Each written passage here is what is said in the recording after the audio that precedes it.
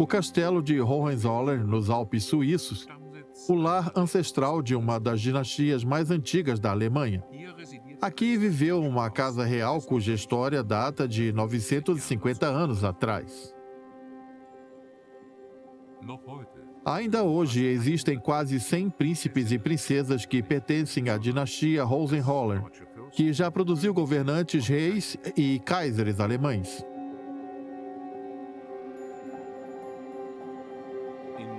Em Berlim, a capital do antigo reino da Prússia, os Hohenzollern deixaram novos marcos notáveis. Aqui, eles decidiram o destino do Império Alemão. Aqui, eles sonharam com um império mundial e afundaram a nação em um século de catástrofes. Dinastias alemãs. Os Hohenzollern.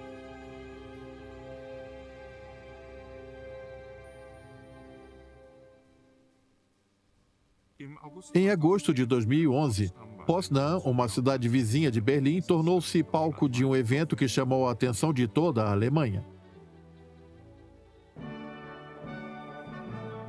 Pessoas ilustres foram convidadas, a imprensa estava a postos.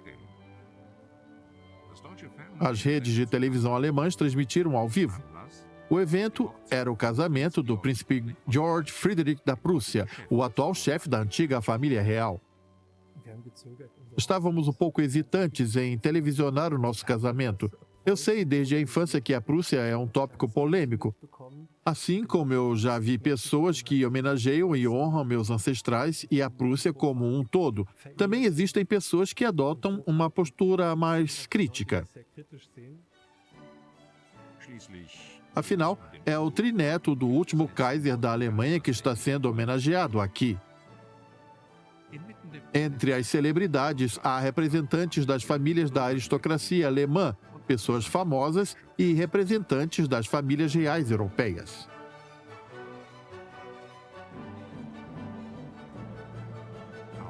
Os políticos também querem se deleitar da glória nostálgica da coroa prussiana. Esta é Potsdam. E é preciso lembrar que 20 anos atrás ela ainda estava sob domínio comunista.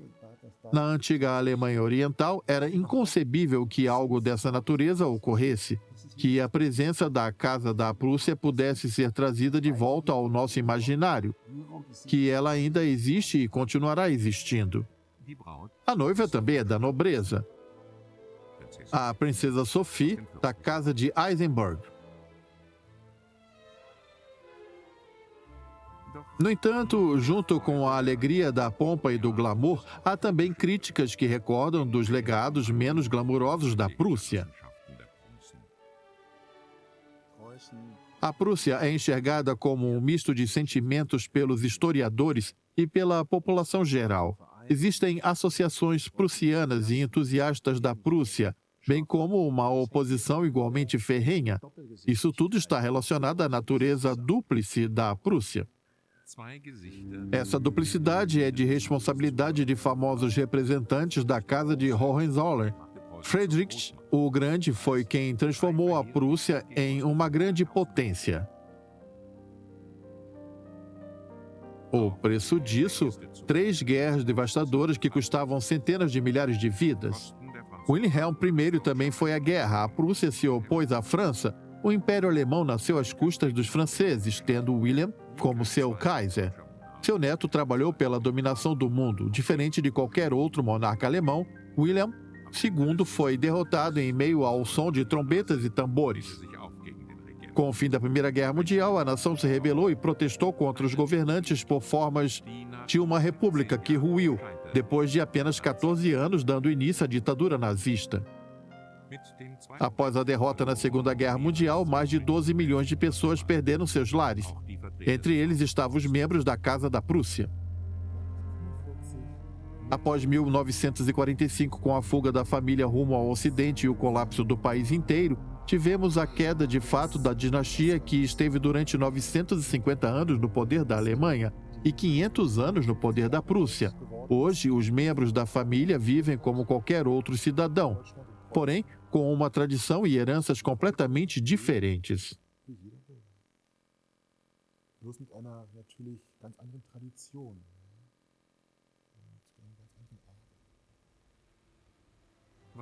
O que restou dos palácios da Prússia após a guerra agora pertencem ao Estado. Cerca de 150 prédios históricos e 800 hectares de parques são administrados pela Fundação de Palácios e Jardins da Prússia.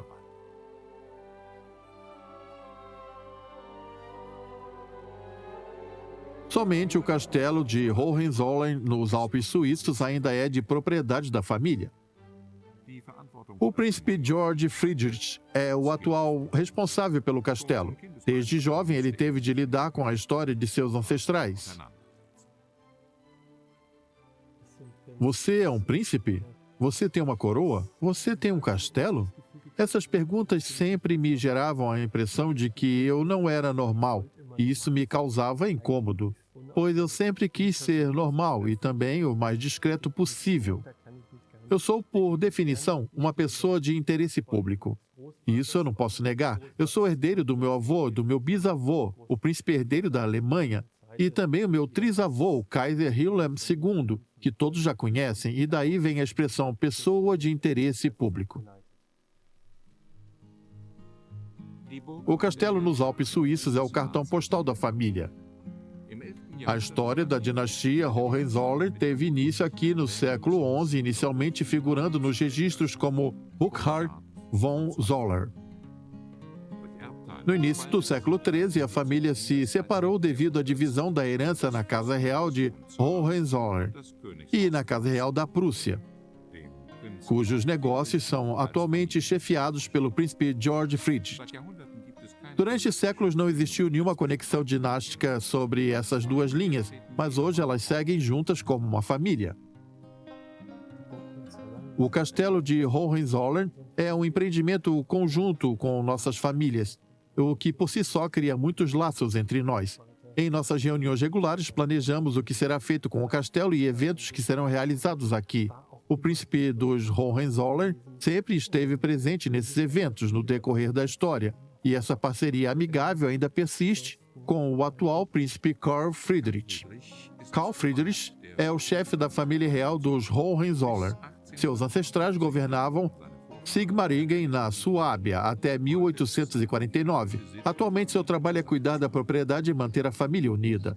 Eu tenho muita sorte de ter nascido em uma família como esta, mas, claro, as responsabilidades são grandes. Há responsabilidades com o povo, com a manutenção dos monumentos históricos, com o castelo e com muitas outras coisas. Algo que uma família normal não tem. Os antigos governantes do pequeno principado ainda possuem uma grande fortuna nos dias de hoje. O castelo de Sigmaringen é o lar dos príncipes. Eles conservaram aqui tradições de sua corte até a década de 60. Eles tinham uma corte bem administrada. Nós não tínhamos uma delegação oficial da corte, porém havia um homem que chamava a si mesmo de chefe do gabinete. Meu pai administrava como se fosse uma monarquia. Ele sempre tinha um pequeno grupo de cavaleiros e atiradores reais, muitas vezes vestidos com roupas maravilhosas. Ele sempre usava em ocasiões importantes, era extraordinário. Durante séculos, o costume de Sigmaringen tem sido que o filho mais velho seja o único herdeiro. Os outros herdeiros passarão a receber uma pensão. Foi assim que o príncipe atual e seu primogênito foram criados. Não dá para dividir a herança, ela é composta de bens, não de dinheiro físico. Eu não posso dizer, esse bem será dividido em 4 partes e cada um ficará com um quarto. Isso não daria certo. Eu poderia vendê-los, mas assim os bens seriam perdidos.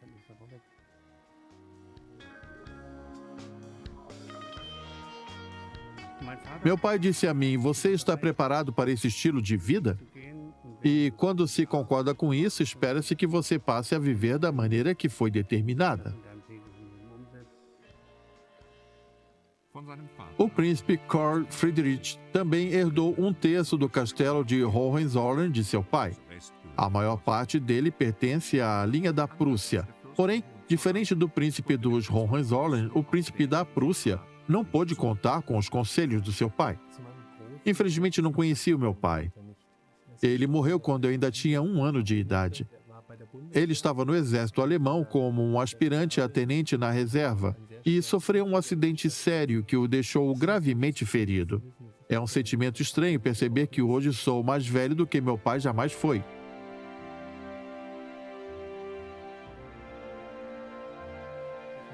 Preciso dizer que, mesmo após tantos anos, eu ainda me vejo diante de momentos em que desejo que estivesse tido a oportunidade de conhecer o meu pai.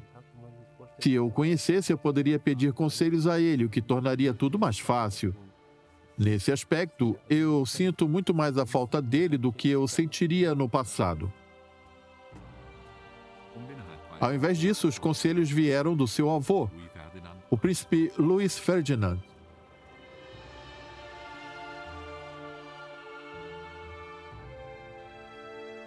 A autonomia que este jovem rapaz adquiriu é decorrente do fato de que, em primeiro lugar, ele é alguém capaz.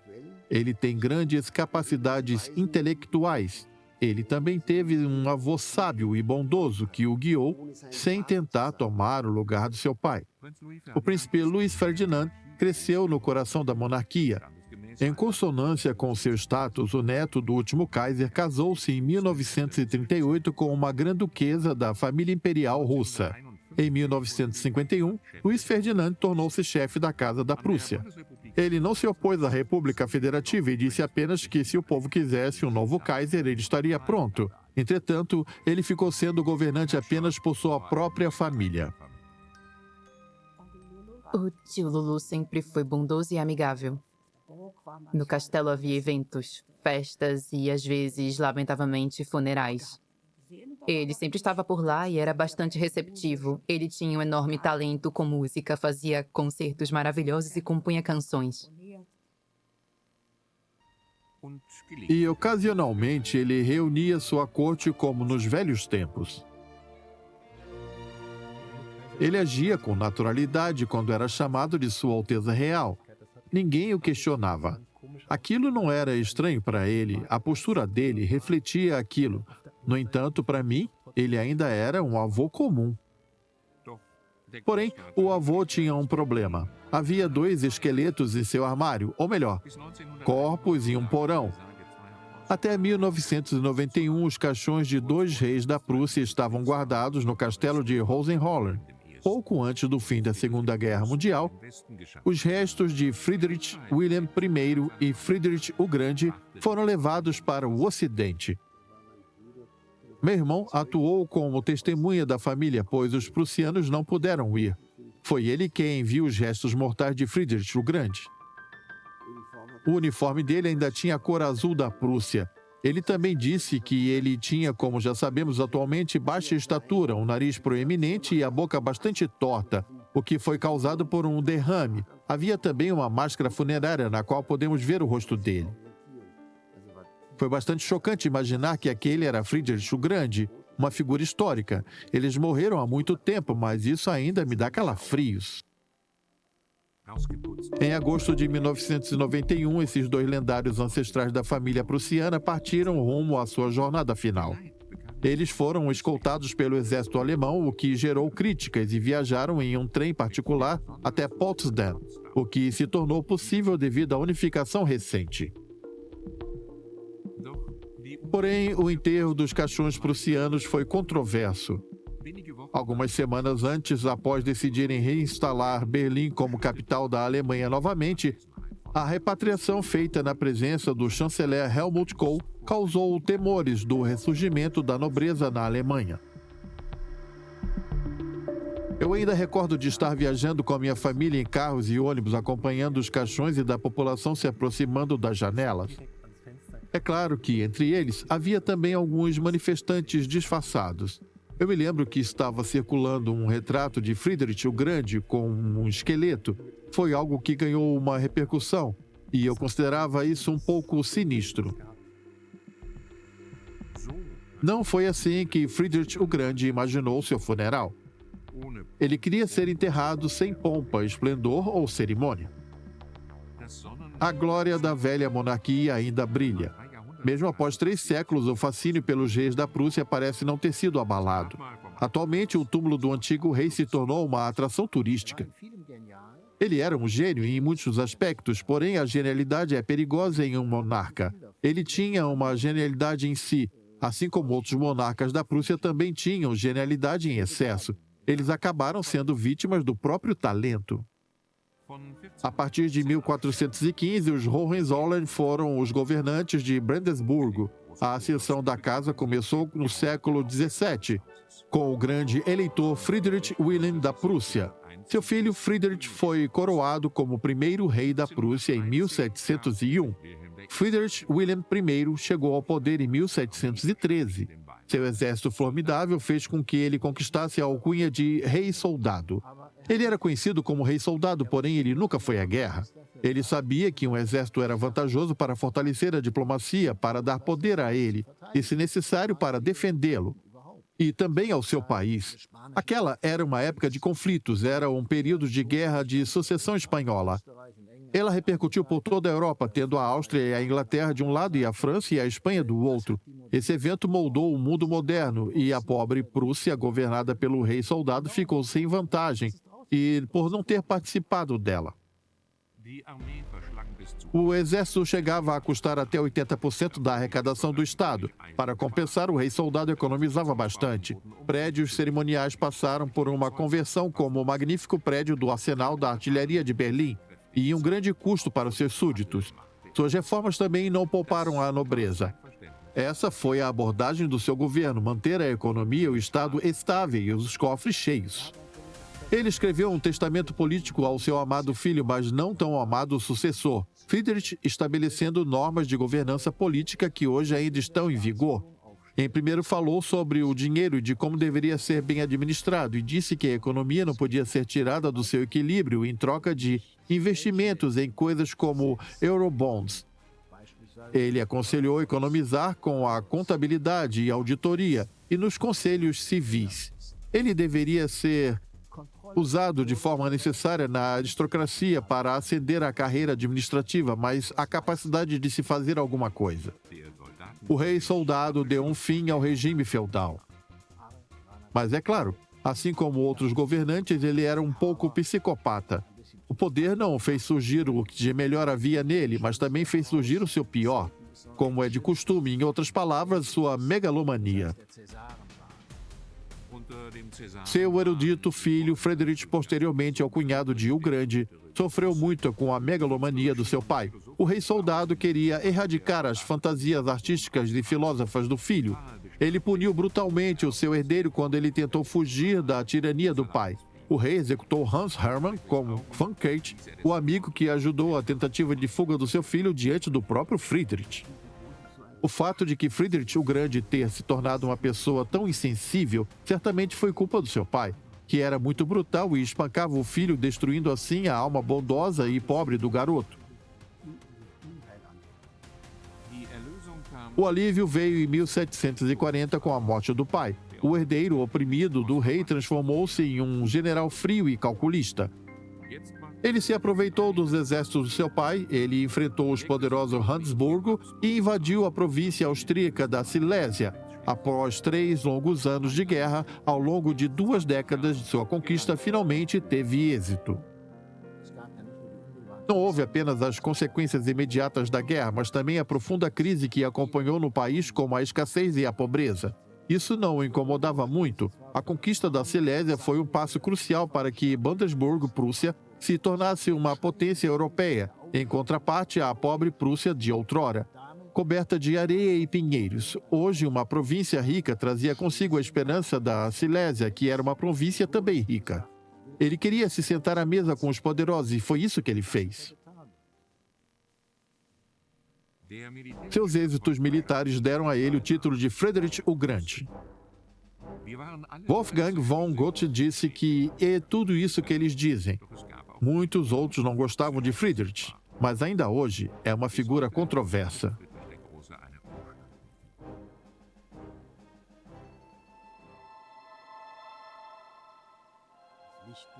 Ele não é visto como um modelo perfeito na política, mas ainda resta a questão: qual o significado da grandeza histórica? Ela não significa que ele foi uma pessoa especialmente bondosa, mas sim que causou um grande impacto. Nesse aspecto, Friedrich o Grande certamente foi grande.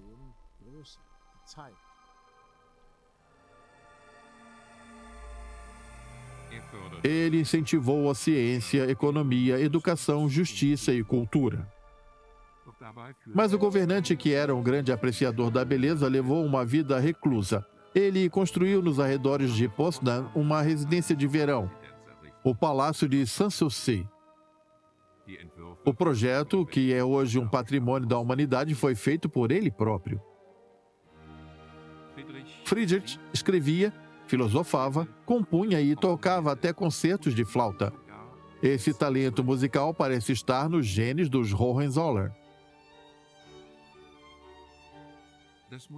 A música certamente está no sangue de Charlie.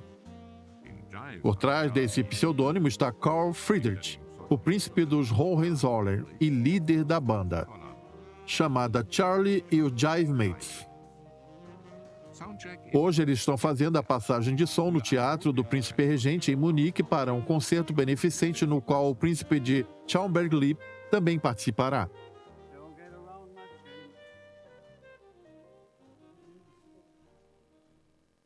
Eu cresci rodeado de música, que é um hobby maravilhoso e revigorante, pois de alguma forma nós nos tornamos uma outra pessoa quando tocamos, especialmente no palco. As luzes se apagaram e os holofotes foram colocados sobre Charles e o Jive Mates. A plateia em Munique começava a entrar no clima.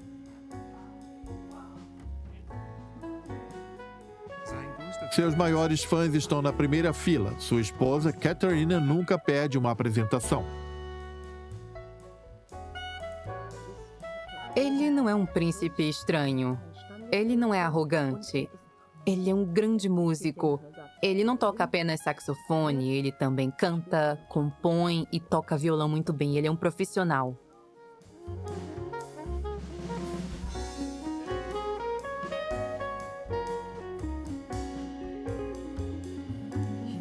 Eu acho bacana. Eu o considero uma pessoa muito legal.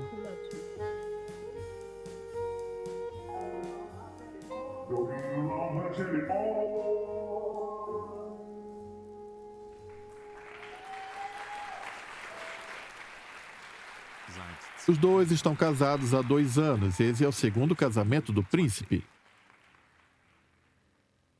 O príncipe Carl Friedrich tem se dedicado com entusiasmo ao seu conjunto de castelos, florestas e indústrias.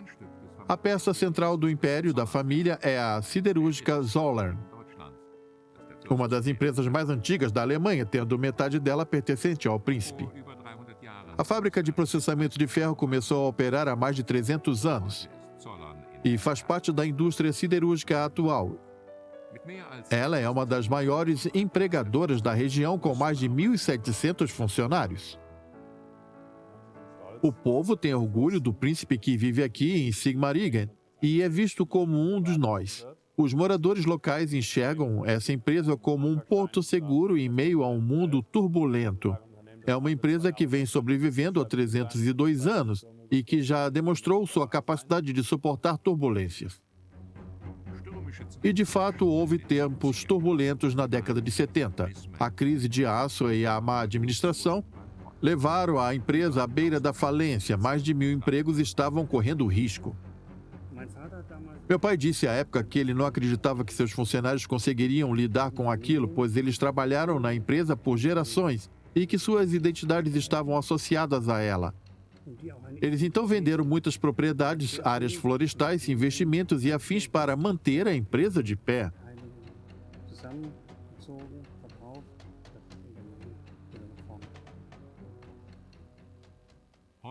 Hoje a empresa segue da melhor forma que jamais esteve. A nova princesa é responsável pelo marketing do castelo de Sigmaringen. A princesa Katrina organiza exposições e se dedica a relações públicas. Ela veio da indústria de publicidade de Hamburgo. Muitas coisas mudaram. Isso por si só é reconfortante, mas às vezes é estranho, especialmente para os tranquilos suábitos, quando alguém do norte da Alemanha surge de repente dizendo: não temos tempo a perder. Vamos fazer isso dessa ou daquela forma. 125 pessoas trabalham no castelo tomando conta da administração, do arsenal e dos arquivos. Dentre os chamados fantasmas do castelo, há zeladores, restauradores e guias do museu. Os fantasmas do castelo são incríveis. Um deles, cujos pais também trabalharam no castelo, sabe de tudo. Sem ele, nós estaríamos perdidos. Eu pergunto frequentemente onde está aquilo ou aquela outra coisa, e ele responde, está aqui ou ali, Sua Alteza. Eu vou buscar. Tentar encontrar as coisas por aqui leva tempo. Eu mesmo acabei me perdendo agora há pouco.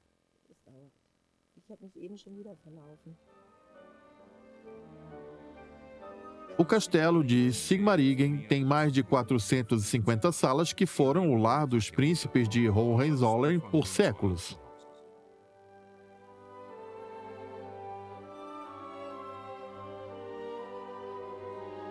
A história começou em 1061. Ela está quase além da nossa compreensão. Todos eles são parecidos. São homens com rostos engraçados, narizes longos e sapatos pontudos.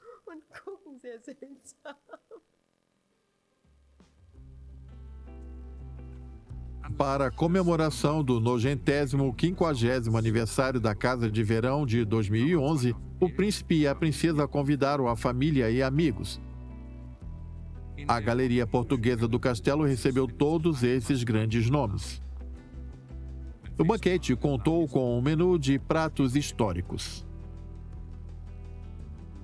Tudo foi preparado da mesma maneira que era há 100 anos atrás. Esse menu trata do ano de 1884. Karl Anton von Hohenzollern, que mostrou ter o toque de ouro quando o assunto era aprimorar sua árvore genealógica. Em meados do século XIX, ele introduziu seus filhos em cortes influentes por toda a Europa. Sua filha mais velha se tornou a rainha de Portugal por meio de casamento. Um dos seus filhos foi enviado à Romênia em 1886, onde o título de rei foi oferecido a ele 15 anos depois. Uma outra filha casou-se com um integrante da família real da Bélgica. A pequena Sigmaringen teve até um papel importante no futuro da Europa em 1870, quando o trono vago da Espanha foi oferecido ao filho de Karl Anton Leopold. Na época, o príncipe Leopold foi praticamente coagido. Nossa casa não queria aquilo. Aquela foi uma sugestão feita de maneira indiscreta. A França se sentiu prejudicada. A França temia ficar encurralada entre dois governantes alemães com a dinastia real da Suábia ao sul e com os monarcas da Prússia ao norte. William I estava ocupando o trono desde 1858. Ele, no entanto, deixou as questões de governo para seu ambicioso primeiro-ministro Otto von Bismarck. A cooperação entre o monarca e seu primeiro-ministro sempre seguiu o padrão. Bismarck decidia e William I obedecia. Este também foi o caso na questão da candidatura do príncipe da Suábia ao trono espanhol. Conforme ele registrou em uma carta datada de 21 de junho de 1870, ele deu sua aprovação de maneira relutante porque temia consequências diplomáticas. E, de fato, 3 semanas depois, um embaixador francês pediu que William retirasse a candidatura do príncipe da Suábia. William I disse relutante a ele que eles não seguiriam adiante, que se tratava de algo frívolo e que não seria necessário discutir mais nada. Em um recado confidencial no despacho de Ems, ele colocou o primeiro-ministro a par da reunião e Bismarck golpeou o rei pelas costas. Ele transformou esse recado confidencial em uma declaração incisiva à imprensa, com o propósito único de provocar os franceses. Aquilo soou como se o embaixador tivesse sido friamente dispensado e o rei, por assim dizer, iria defender a honra da Prússia e da Alemanha. Aquilo foi algo ruim, mas motivou a França a declarar guerra. Bismarck alcançou seu objetivo. Em junho de 1870, a França foi à guerra contra as forças da Prússia. Os príncipes alemães da fronteira, como a Dinamarca, ao norte, até a Baviera, no sul, se uniram em solidariedade ao rei da Prússia. Foi então que nasceu o Estado Nacional Alemão. Em 18 de janeiro de 1871, Wilhelm I se tornou o primeiro de seus aliados a ser proclamado o Kaiser da Alemanha no Salão dos Espelhos de Versalhes. A infeliz proclamação do Kaiser no Salão dos Espelhos em Versalhes foi uma profanação de um santuário sagrado. Esse ato de humilhação não foi muito sensato. Esse foi um evento que os franceses foram esquecer apenas com o início da Primeira Guerra Mundial.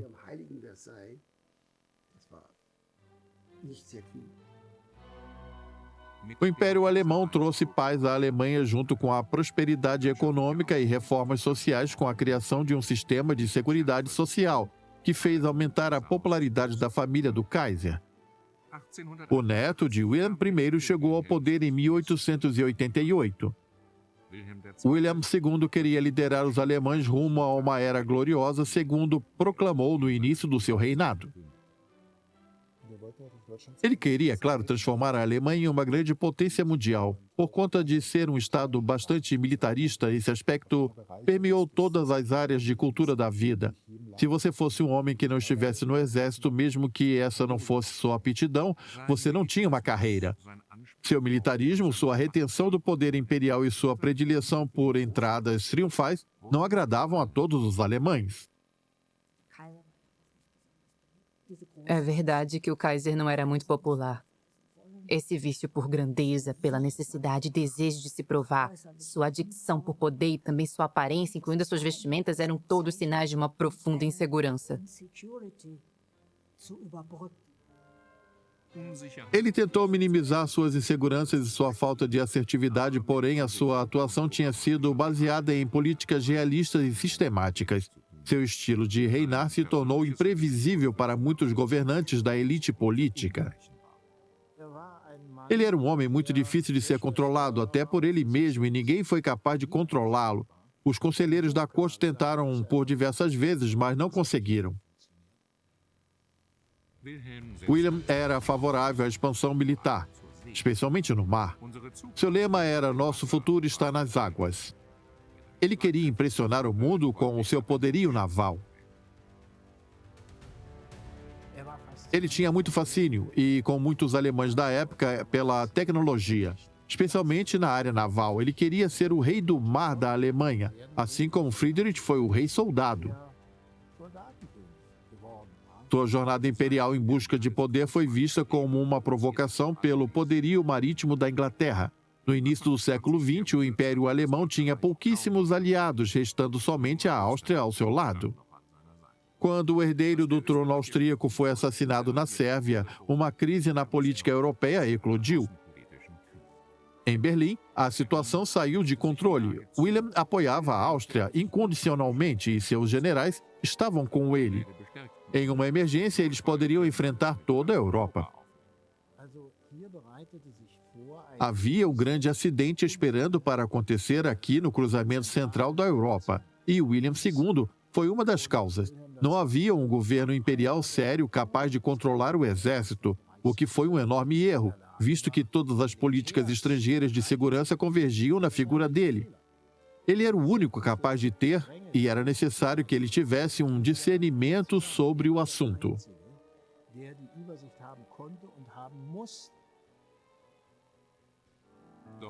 Porém, toda a razão foi perdida. Os alemães marcharam rumo à sua derrota em 1914 com um patriotismo gritante. A tormenta que ficou marcada na história como a primeira catástrofe do século XX durou 4 anos. Wilhelm II é visto pelo mundo como um militarista desprezível. Porém, ele também foi um fantoche de seus generais. Foi como se ele tivesse um enorme brinquedo cujo poder autodestrutivo ele subestimou por completo. Ele não levou sua responsabilidade como líder executivo a sério. Essa é a sua eterna culpa histórica. A derrota na Primeira Guerra Mundial mergulhou a nação em uma profunda crise. Wilhelm foi se exilar em Dor, nos Países Baixos. Os alemães não queriam mais saber dele. Isso o deixava irritado, pois Wilhelm nunca teve ciente de sua própria culpa. No princípio, a vida em Dor foi como uma miniatura da vida na corte de Potsdam, pois o Kaiser ainda sentia que era o Kaiser, mesmo que já não fosse. Ele seguia rigorosamente seu cronograma. Todos os dias havia uma cerimônia pela manhã, presidida pelo próprio Kaiser. Depois um discurso e ele então estava em seu trabalho. Após isso, ia até o jardim. Ele tinha um enorme parque lá. Wilhelm era mantido informado sobre a situação do Império, enquanto a situação da Nova República beirava o colapso. Ele vivia em segurança no seu exílio. Ele vivia em um mundo paralelo, passando seu tempo com jardinagem e sonhando com um grande retorno. É dito que a sua nora Cecile disse pensar que Wilhelm sequer havia se dado conta de que jamais voltaria a ocupar o trono e que ninguém o chamava de volta. Hermine, sua segunda esposa, era uma pessoa muito ambiciosa e que tinha contato com o partido nazista. Hermann Göring visitou sua casa em Dor 2 vezes, em 1931 e 1932, e Hermine tinha o desejo de se sentar no trono dos Hohenzollern. Ela também viajou à Alemanha, algo que o Kaiser não podia fazer, para participar de eventos nazistas e fazer mais contatos. O antigo Kaiser esperava retornar ao trono com a ajuda dos nacionalistas e socialistas, que estavam ascendendo. Foi exatamente assim que Hitler deu essa esperança a ele. Um dos filhos do Kaiser, o príncipe August Wilhelm, até se juntou ao partido nazista e se tornou um oficial da alta patente da SA. É óbvio que isso era apenas um jogo para Hitler. Ele precisava de boas conexões e também sabia que precisava de bons burocratas. Ele precisaria de mediação de oficiais militares veteranos. Em suma, ele enganou a todos, incluindo a família Hohenzollern. A falta de reconhecimento que tiveram em mostra de uma grande ingenuidade. Porém, a casa dos Hohenzollern compartilhou essa ingenuidade com grande parte dos conservadores alemães, especialmente a nobreza. Após subir ao poder em 1933, Hitler rapidamente abandonou a família dos Hohenzollern. 6 anos depois, as bombas caíram sobre a Europa uma segunda vez. Hitler invadiu a Polônia. Em seguida, ele invadiu a França e o Kaiser parabenizou ele por isso. Fiquei assombrado com os armamentos modernos da França. Eu parabenizo o exército alemão por essa maravilhosa vitória que Deus nos deu. A população perguntou, Majestade, qual a opinião sobre a marcha vitoriosa das tropas alemãs? E ele respondeu, com esse telegrama, e isso se tornou uma mácula sombria em seu legado. A queda do Terceiro Reich não foi presenciada pelo último Kaiser dos Hohenzollern.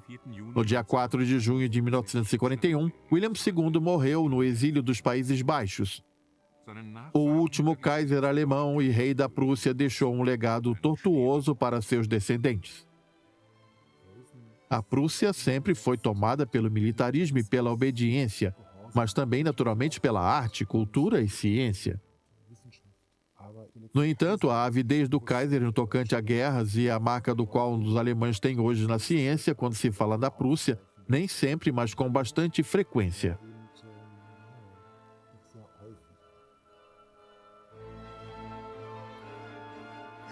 Mesmo durante a vida do príncipe Luiz Ferdinand, o neto do último Kaiser e avô do atual chefe da família prussiana, Georg Friedrich, aconselhou cautela quanto ao assunto quando ele fosse sobre seus ancestrais.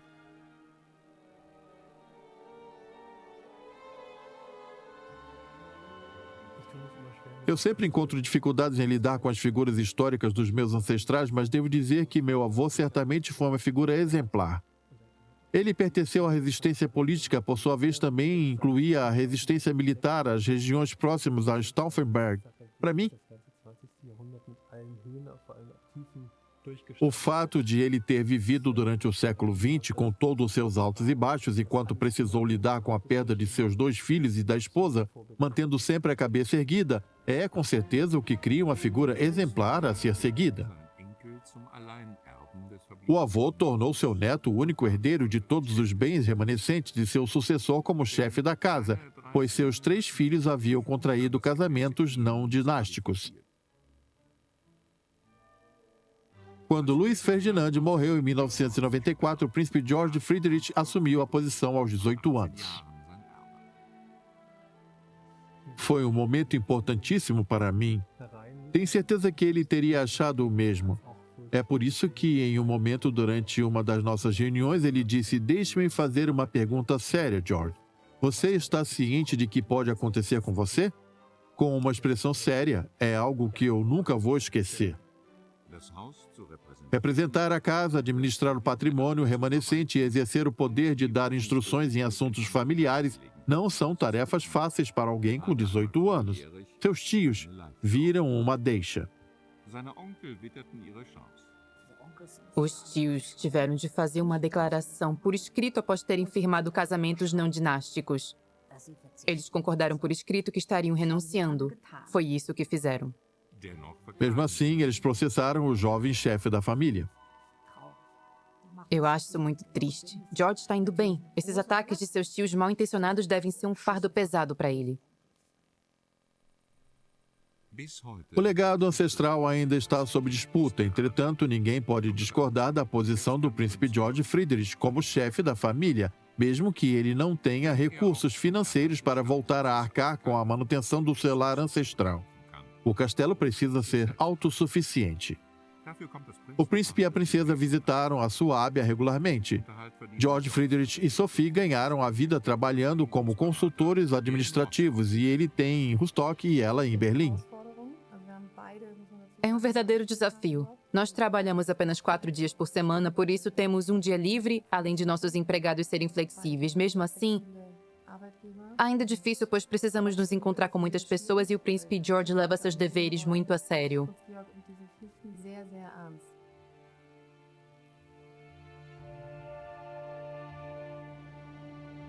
Esse salto geracional da minha família não foi nada fácil para os envolvidos, incluindo a mim.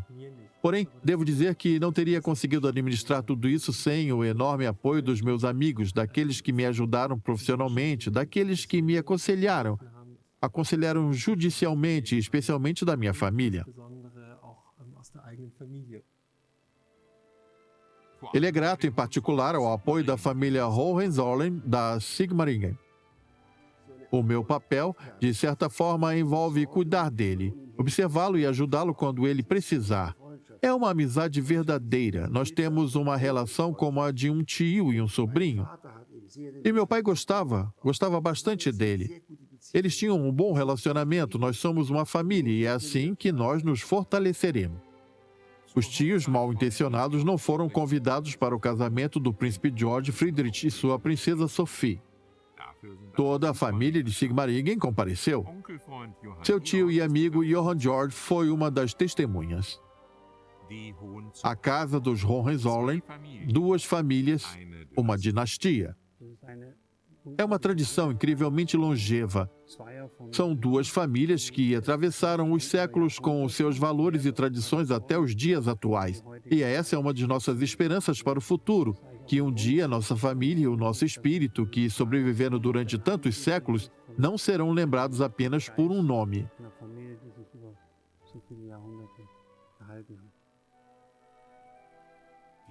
Os Hohenzollern.